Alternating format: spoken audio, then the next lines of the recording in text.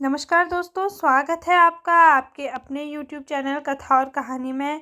साथियों, हिंदू धर्म में सभी पूर्णिमा तिथि में से माघ महीने की पूर्णिमा का विशेष महत्व है। इस दिन गंगा स्नान करना बेहद शुभ माना जाता है। ऐसी मान्यता है कि इस दिन सभी देवता पवित्र नदियों में निवास करते हैं। तो ऐसे में आइए माघ पूर्णिमा के दिन सुनने वाली व्रत कथा हम आपको सुनाते हैं। दोस्तों, पौराणिक कथाओं के अनुसार नर्मदा नदी के तट पर सुब्रव्रत नामक विद्वान ब्राह्मण रहते थे, लेकिन वह बहुत लालची थे। इनका लक्ष्य किसी भी तरह धन कमाना था। ऐसा करते करते वे समय से पहले ही बूढ़े दिखने लगे और कई बीमारियों की चपेट में आ गए। इसी बीच उन्हें अंतर्ज्ञान हुआ कि उन्होंने सारा जीवन धन कमाने में बिता दिया और अब उनका उद्धार कैसे होगा।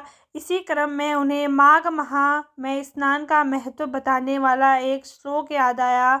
इसके बाद स्नान का संकल्प लेकर ब्राह्मण नर्मदा नदी में स्नान करने लगे। करीब 9 दिनों तक स्नान करने पर उनकी तबीयत खराब हो गई और ज़्यादा खराब होने लगी। तबीयत बिगड़ने से उनकी मृत्यु का समय आ गया। वे सोच रहे थे कि जीवन में कोई सत्कार न करने के कारण उन्हें नरक का दुख भोगना पड़ेगा, लेकिन वास्तव में मात्र 9 दिनों तक माघ मास में स्नान करने के कारण उन्हें मोक्ष की प्राप्ति हुई।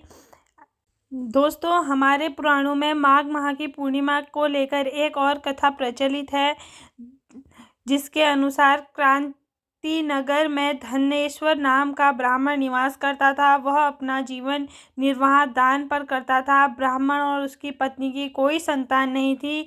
एक दिन उसकी पत्नी नगर में भिक्षा मांगने गई, लेकिन सभी ने उसे बाँझ कहकर भिक्षा देने से इनकार कर दिया।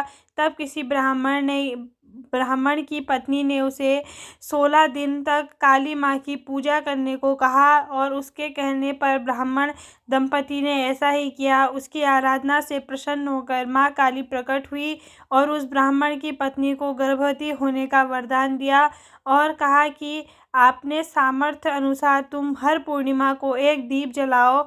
इस तरह हर पूर्णिमा के दिन एक दीप बढ़ाती जाना, जब तक कम से कम 32 दीप न हो जाए। ब्राह्मण ने अपनी पत्नी को पूजा के लिए पेड़ से कच्चा फल तोड़कर दिया। उसकी पत्नी ने पूजा की और फलस्वरूप वह गर्भवती हो गई। वह प्रत्येक पूर्णिमा को माँ काली के कहे अनुसार दीपक जलाती रही। माँ काली की कृपा से उसके घर में एक पुत्र ने जन्म लिया, जिसका नाम देवदास रखा गया। देवदास जब बड़ा हुआ तो उसे अपने मामा के साथ पढ़ने के लिए काशी भेजा गया।